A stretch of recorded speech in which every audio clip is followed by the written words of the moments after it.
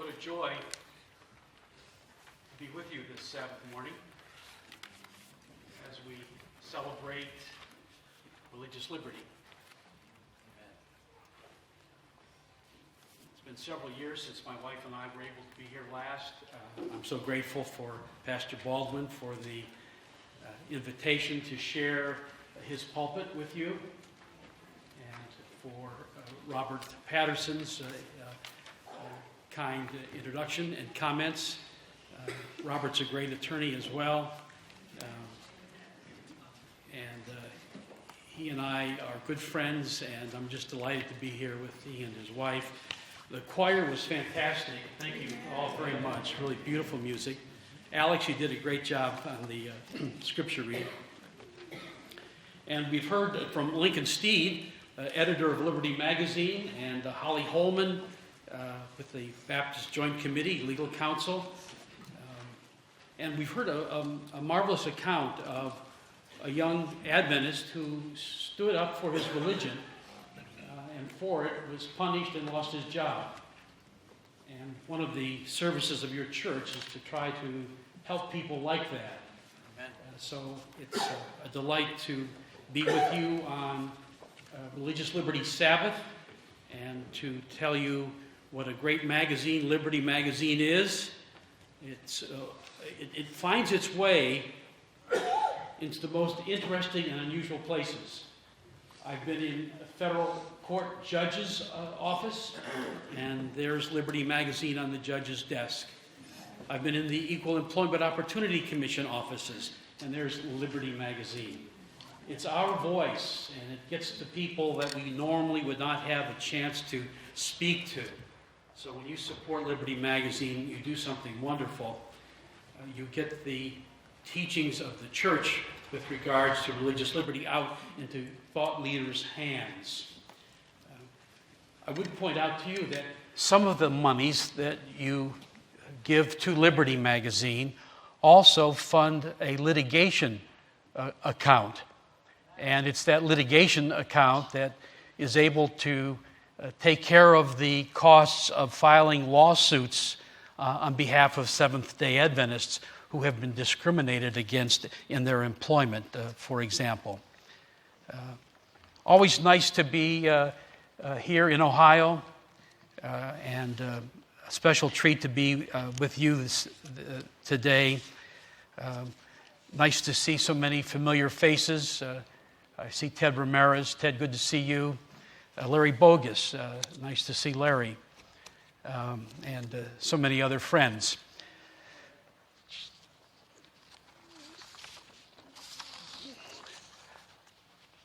This morning in churches across America, Seventh-day Adventists are celebrating religious liberty. We believe it is a fundamental human right, and we are grateful to live in this country because here we can freely worship God according to the dictates of our conscience. Remember that this is a day to celebrate. And while we are together, there are three basic questions that I'm going to address. Number one, why is religious freedom so important to Seventh-day Adventists? Why do we take a Sabbath like we have today? Why do we have Liberty Magazine? Why do we spend hundreds of thousands of dollars to fund litigation to support religious liberty? Secondly, what is the state of religious liberty in America today? What does it look like? Is it on life support? Is it reasonably healthy? What can we do to strengthen and to support religious liberty? And finally, the third question that I'm going to ask and hopefully answer, with what confidence can we face an uncertain future in America regarding religious freedom? So let's begin. Why is religious freedom so important to Adventists? Well, first, we recognize that it is the right thing to do. We understand that religion is deeply personal. We understand that religion answers those so very important questions of who we are, why we're here, and ultimately where we're going. Religion is a personal matter. It's a matter that the government has no real interest in and ought not to be involved with. We understand that at the heart of religious freedom is the power or the right to choose. God has given us that right. It's a gift. We can choose to follow God or we can choose not to. And the Bible provides fascinating and interesting examples of how this choice has been exercised.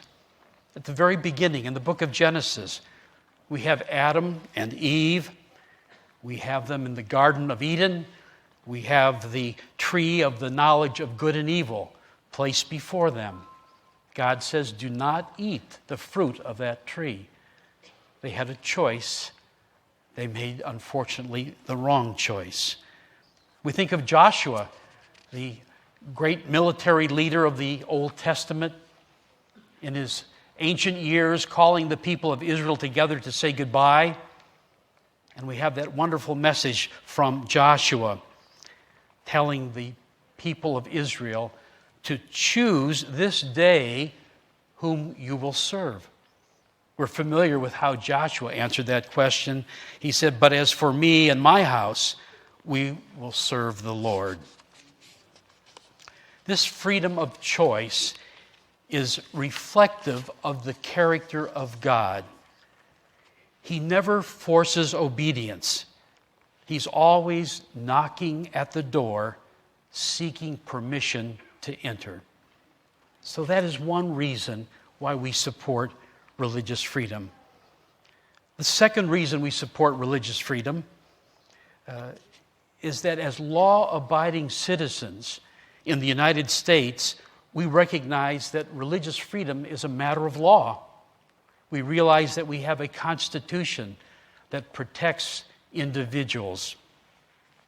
And interestingly enough, in the U.S. Constitution, the 16 words of the First Amendment to the Bill of Rights provides that Congress shall make no law respecting an establishment of religion or prohibiting the free exercise thereof.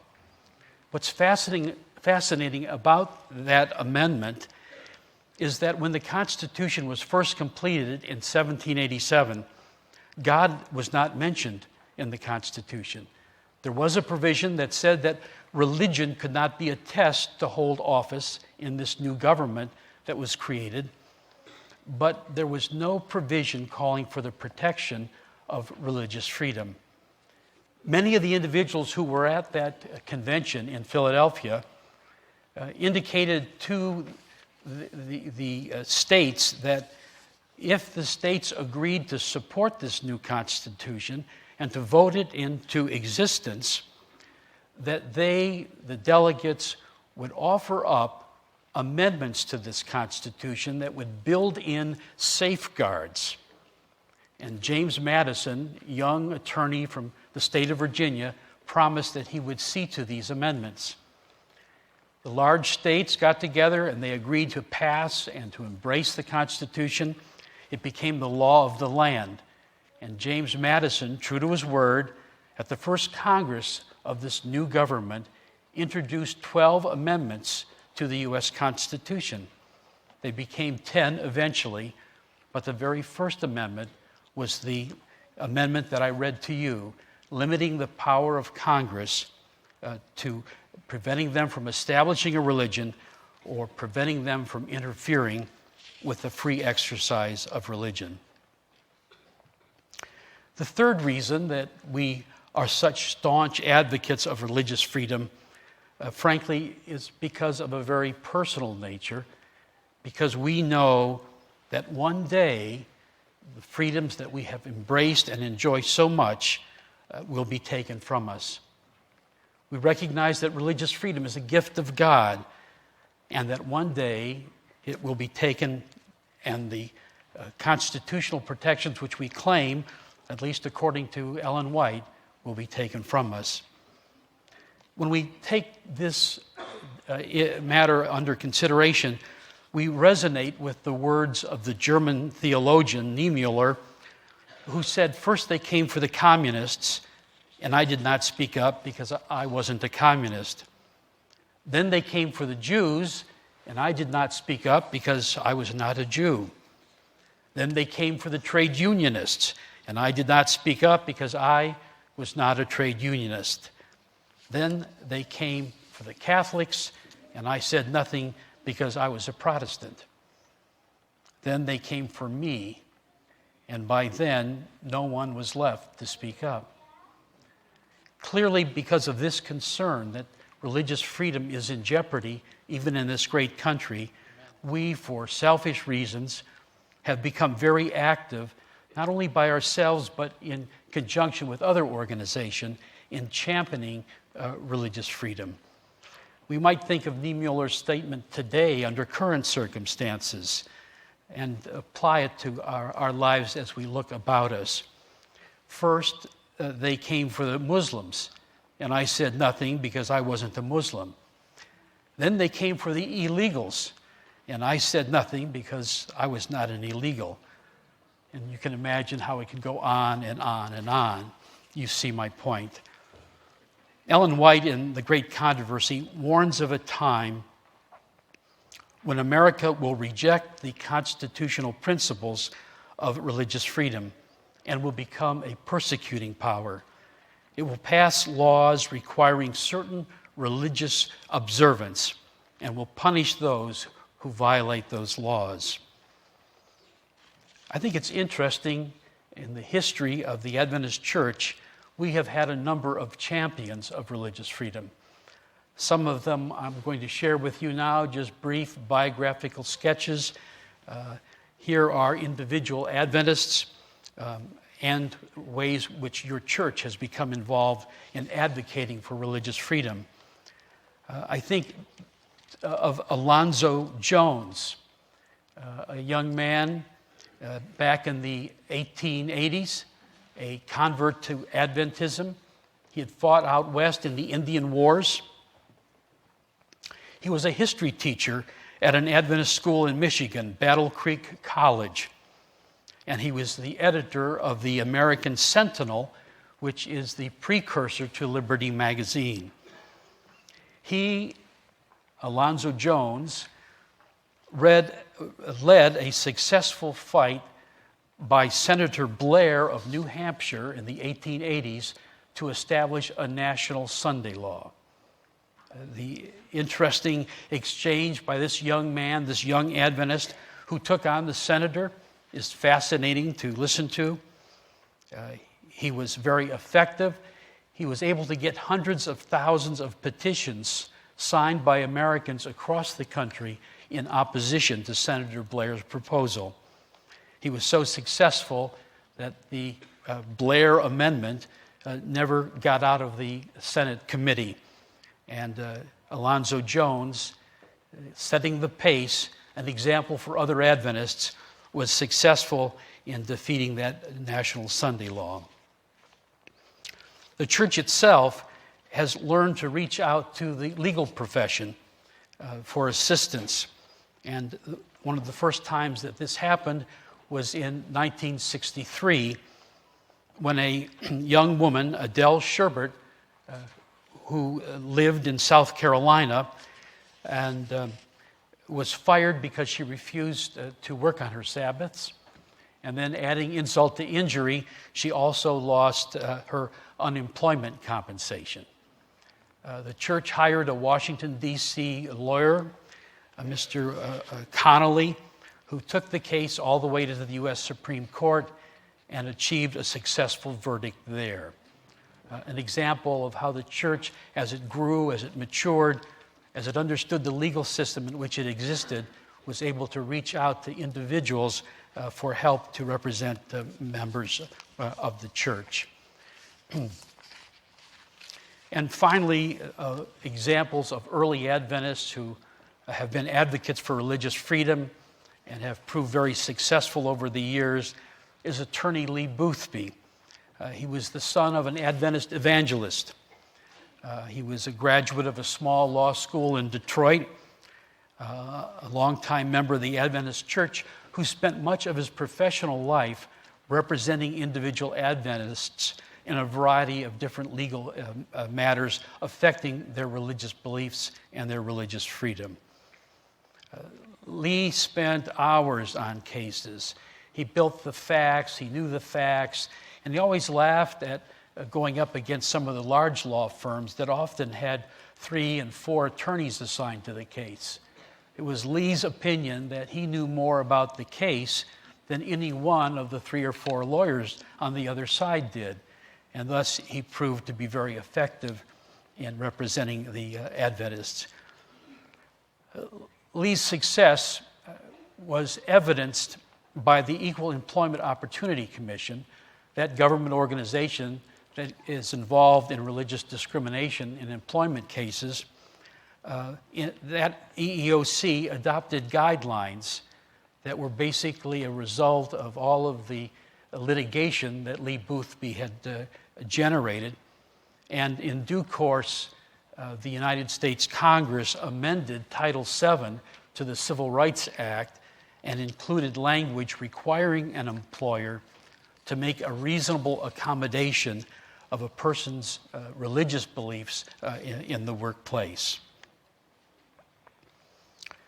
So to the next question, what is the state of religious freedom in America today?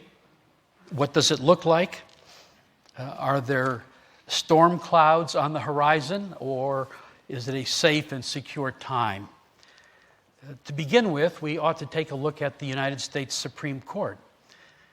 We have a Supreme Court that's in transition.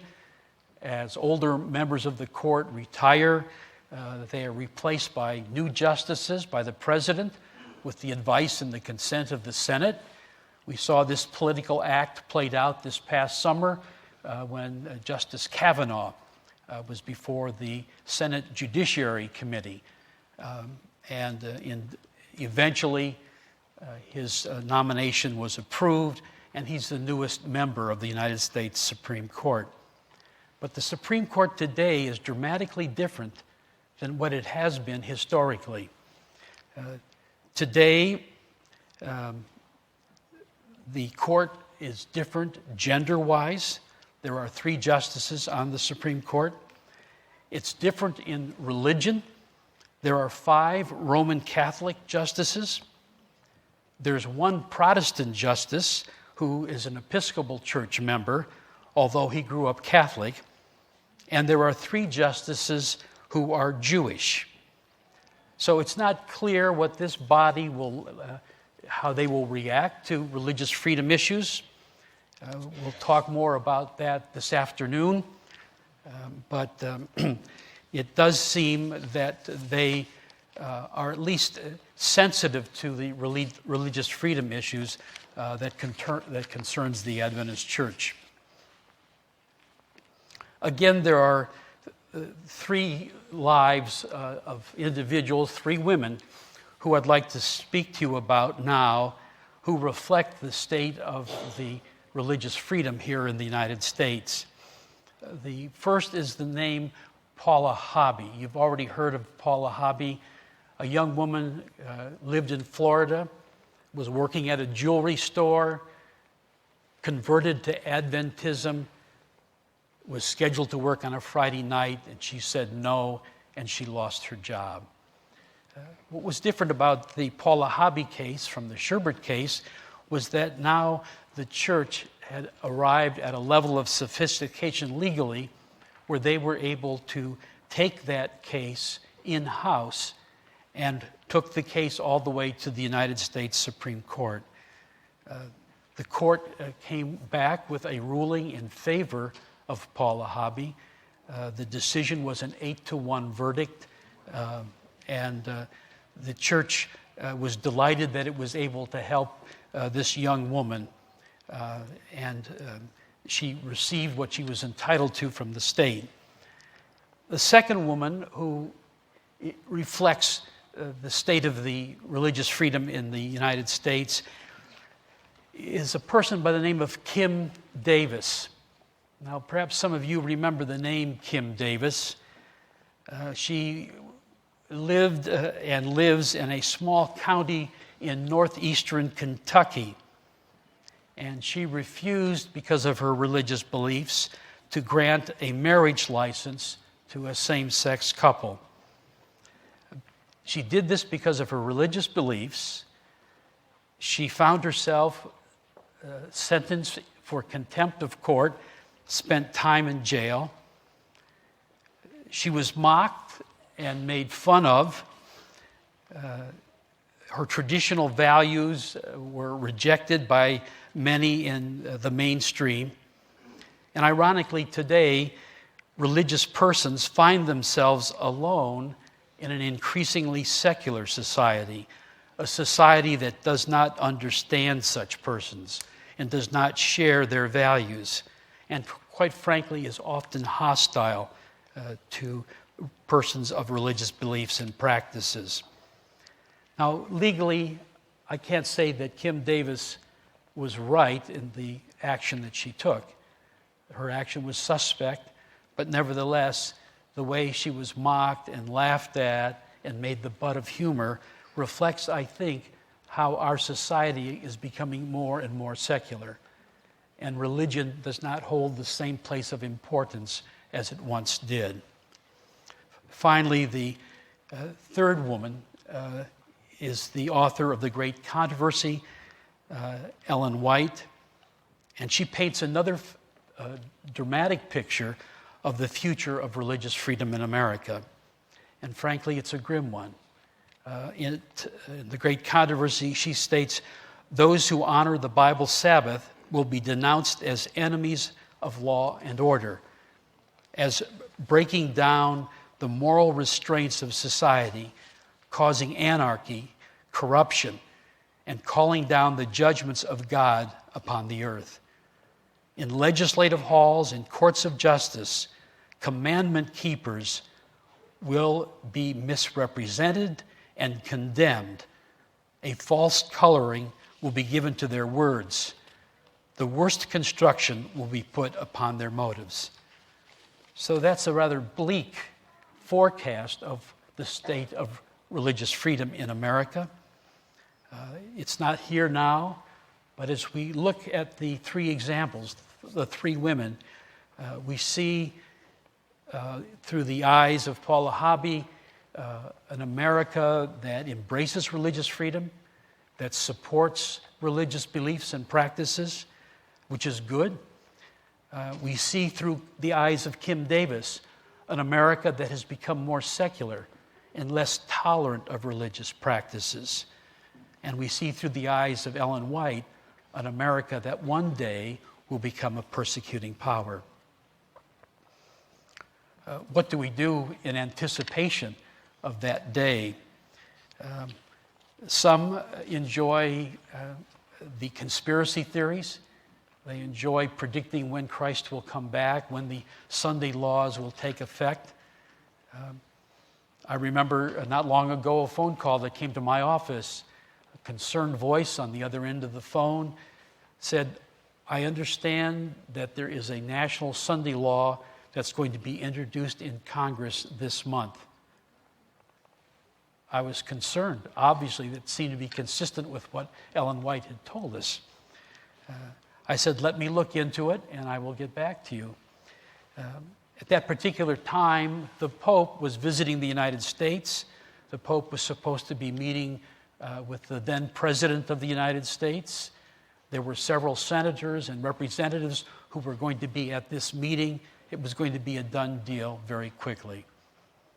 Some of you know James Standish. He was the congressional liaison for the General Conference at that time. I called James and described to him the nature of the telephone call and asked if he might look into it for me. It took him a day or two to check out all of the names and all of the appointments that were supposed to be taking place, but he got back to me and said, "Wally, there's no truth to that. Amen. The people that are supposed to be in these meetings are out of town, they're unavailable. Many of them are public figures, and we know what their calendars are." And I thanked James. I called the person who had called me, tried to allay their fears. But ironically, the calls didn't stop. I got repeated calls, and we spun our wheels tracking down a story for which there was no truth. It was simply a rumor. I'm reminded of the fact that in Matthew, chapter 24, verse 36, you remember that Christ had come out of the temple with his disciples, and they went to the Mount of Olives, and they looked back over in the setting sun and the beauty of the temple. It was the pride of the Jewish people. And Christ said to his disciples, a day will come when not one stone will rest upon another, and that temple will be destroyed. Of course, they were shocked, and they asked, well, when will that day come? And tell us of the end of the age. And Christ took them through all of the signs that we are so familiar with. Earthquakes in diverse places, and wars and rumors of wars and famines and pestilences. But he also added, importantly, in chapter 24, verse 36, but that day and hour no one knows, not even the angels of heaven, but my Father only. So in terms of conspiracy theories, if you like to engage in them, if you find them interesting, if they're similar to your fantasy football teams, by all means enjoy them. But don't let those rumors disrupt you or mislead you in any way or waste time, valuable time. In Matthew, we also have guidance from Christ what we ought to be doing, and rather than engaging in false rumors or rumors for which there is no basis in fact. And it's when Christ explains his second coming. And you'll remember the story, the account in Matthew 25 and verses 31 through 40. And they're beautiful verses because they tell us what Christ expects of us. They tell us what Christ wants us to be doing while we're waiting for his return. Not running down conspiracy theories, mind you. So the verse reads, then the king will say to those on his right hand, you remember there's the sheep and the goats gathered together, and he separates the sheep and the goats. The sheep are on his right hand side. He will set the sheep on his right hand, but the goats on the left. Then the king will say to those on his right hand, come, you blessed of my Father, inherit the kingdom prepared for you from the foundation of the world. For I was hungry, and you gave me food. I was thirsty, and you gave me drink. I was a stranger, and you took me in. I was naked, and you clothed me. I was sick, and you visited me. I was in prison, and you came to me. This is what Christ expects us to be doing in these last days. Not to be pursuing the conspiracy theories, but being in the world and helping people and spending time with them. So finally, I've told you what I believe the state of the religious freedom is in America today. We understand what Ellen White predicts for the end of time, and we believe that the signs are being fulfilled and that Christ's return will be soon. We certainly pray that it will be soon. With what confidence can we face this uncertain future? And I believe the answer for us this morning lies in the book of Esther. Esther's an interesting book. There's only 2 books in the Bible that are named after women. Esther is one, Ruth is the other. In the book of Esther, there is no specific reference to God. It's totally silent. You cannot find God in the book of Esther. It's 10 chapters. It's a beautiful story. Perhaps this Sabbath afternoon you can sit down and read Esther. But here we have this wonderful story. The characters are classic. We have Xerxes, the Persian king, a playboy of the modern world, at least as we first meet him early on in the book of Esther. We have Haman, and Haman is a power-grabbing character. He's a true villain, and he will show his hand in the story. We have a Jewish man who is something of an official in this government. His name is Mordecai, and Mordecai has a lovely cousin by the name of Esther. Hadassah is her Jewish name, but she was known as Esther in the story. The story takes place approximately 500 years before the birth of Christ. It's in Persia. Xerxes dismisses his wife, Vashti, and has a beauty contest of sorts, and eventually picks what appears to have been the most lovely woman in the entire world at that time. Xerxes did not know, however, that Esther, his chosen wife, was a member of the Jewish faith.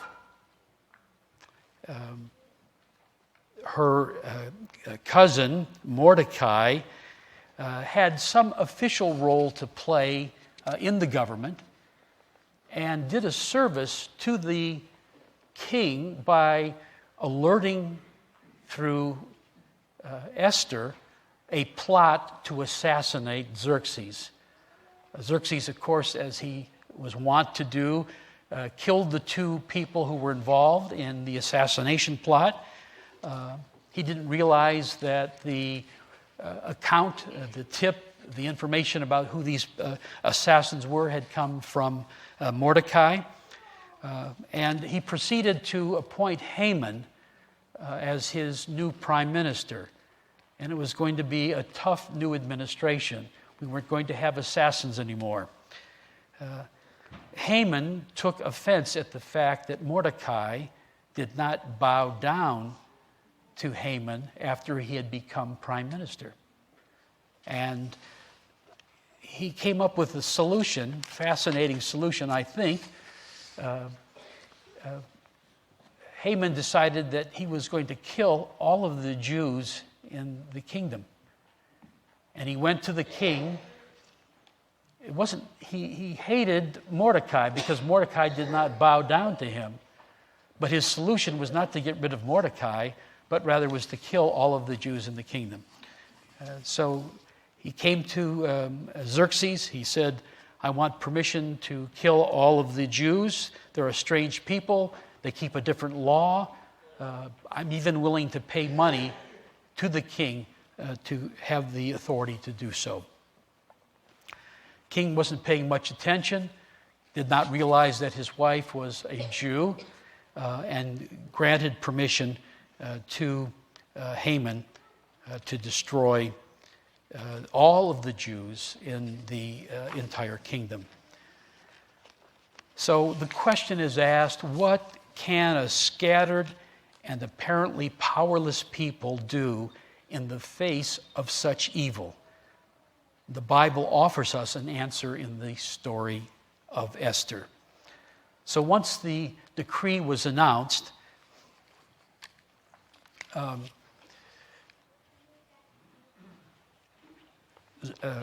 Mordecai sprang into action. He knew that Queen Esther, of course, was the queen and had influence in the royal court.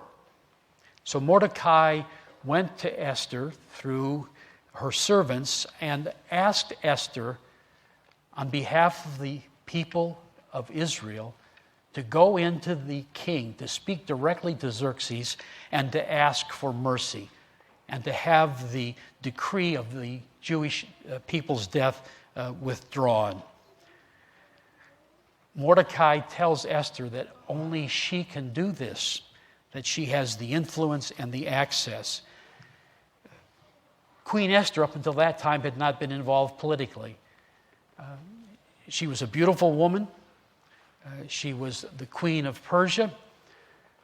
And she was fearful now that her cousin was asking her to go before the king, because unless she had an invitation from the king, if she were to appear without an invitation, according to the laws of Persia, that would be a death sentence.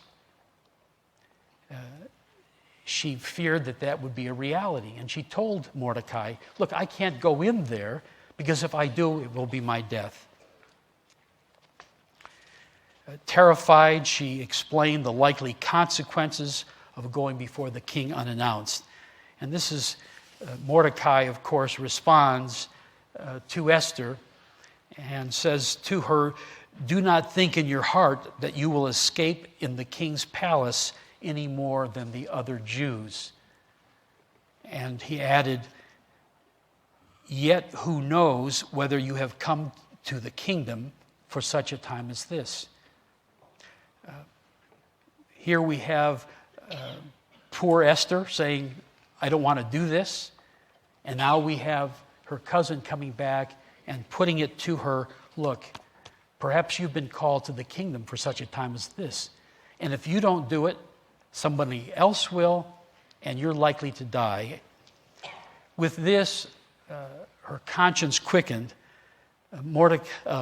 Esther responds to Mordecai and asks that all of the Jews in the kingdom spend 3 days fasting, both night and day, and she agreed to fast as well. And then she says, and so I will go to the king, which is against the law, and if I perish, I perish. Here's the courage that all of us wish we have, that in moments of trial that we are willing to say the right word, to do the right thing. It's as a people of God that we hope that we have that courage. So when faced with moments of trial, if and when they come, we will have the same courage that Esther evidenced. Esther fasted as she promised, and then she went in to see the king. She stood at the door of the throne room. The king saw her. Gratefully, he asked, why are you here? He extended the royal scepter. She was able to enter. And he said, why are you here, Esther? And I'm glad to see you, and I will give you anything that you wish, even up to half the kingdom.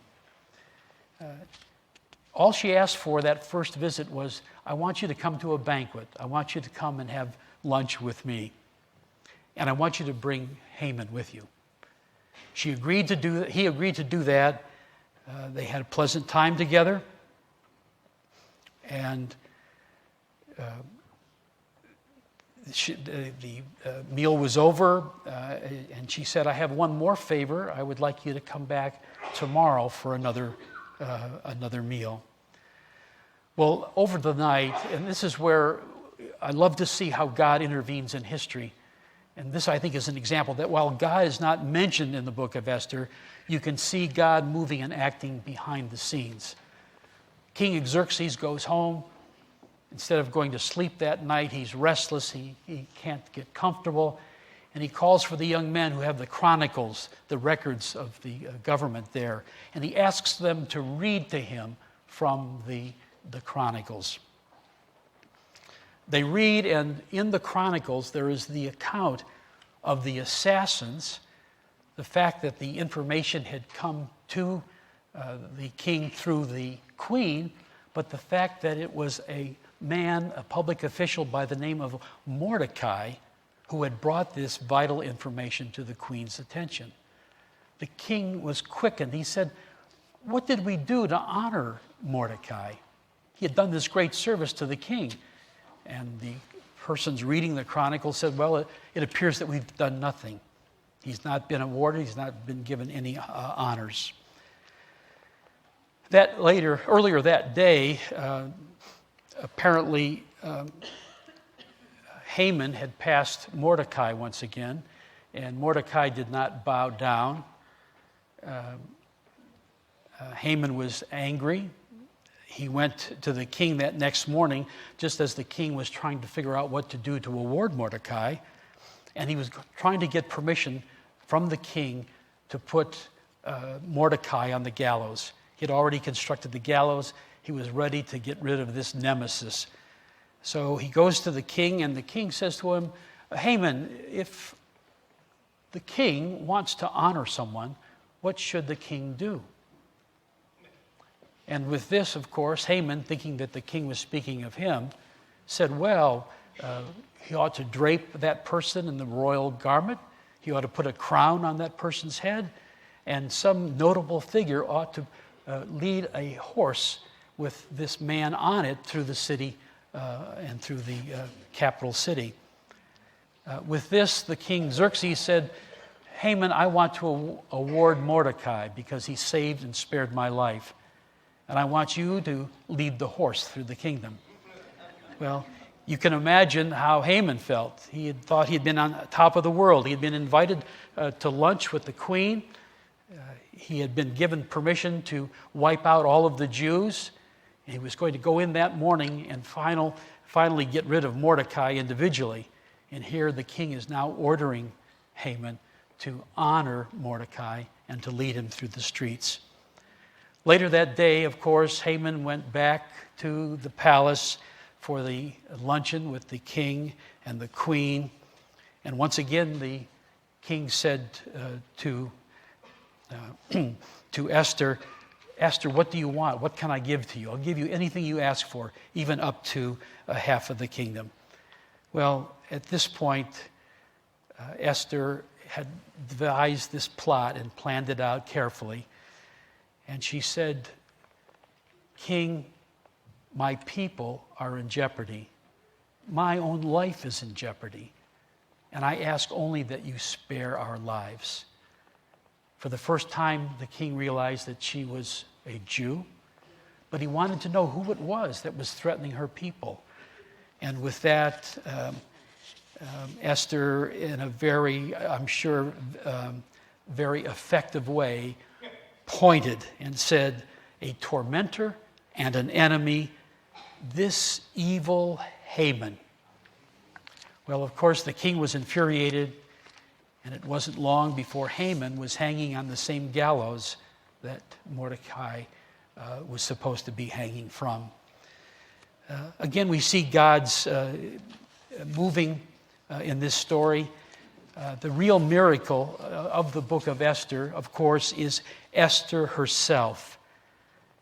The more fully she inhabits her capacity as an agent capable of influencing human affairs. We see God's miracle action in history, an action that aims towards the redemption of his people and through them, the redemption of the world. God asks for our help. We are responsible for our community, for our country, and for our world. So when God tells us to do something, it's wise that we do it. And like Esther, and this is how we face the uncertain future, uncertain only because we can't see the future. Certain because God is in the future. God is in history. He is controlling all of our lives and everything that happens in them. But he looks to us to be his hands and to his feet, his eyes and his ears. So as we think about religious freedom and what a gift and what a precious treasure it is, and as we wonder how we might act in the future when those freedoms are taken away, my challenge to you this morning is, like Esther, throw everything you have, your courage, your loyalty, your intelligence, your gifts, even your beauty, into the effort to save God's people and others. And if you do everything right, your actions just might amount to a miracle as God himself arises in history. Be assured that the God of Esther and Mordecai is still on the throne. God still rules providentially over the affairs of men, and often when things seem the darkest, God's help rises like the light of dawn. In closing, we Adventists champion religious freedom for people of all faiths. We recognize that claims of conscience must be taken seriously. We know that Christ entered this world to guarantee our right to choose.